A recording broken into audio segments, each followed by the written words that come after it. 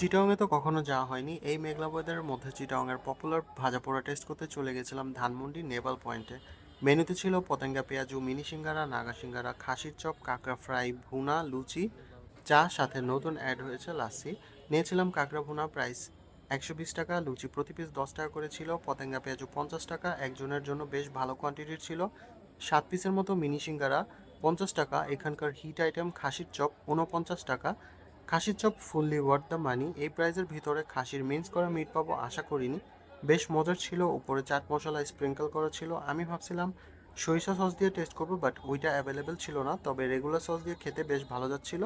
এটা highly recommended থাকবে। Mini সিঙ্গারা আমার কাছে অ্যাভারেজ লাগছে, ভিতরে আলু গাজর বাইরে ক্রিস্পি ছিল, তবে আমার মনে হয়েছে নাগা সিঙ্গারা নিলে বেটার হইতো। ভাই পেঁয়াজুটাও কিন্তু ওয়ার্থ দ্য মানি। সাথে পেঁয়াজ, কাঁচা লঙ্কা, সরিষার তেল দিয়ে মাখা একটা সালাদ সার্ভ করে, মানে খেতে পুরোই অন্য লেভেল। চিটাগংয়ে কখনো যাওয়া হয়নি, বাট যদি কখনো যাওয়া হয় তাহলে অবশ্যই এটা চিটাগংয়ে ট্রাই করব।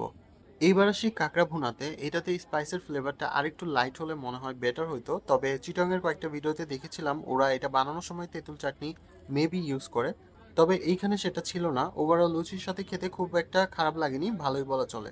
লাস্টলি ওদের মাল্টা লেবু রং চায়ের ফ্যান হয়ে গেছি। সো ভিডিওটি ভালো লাগলে hit the like button, enjoy eating.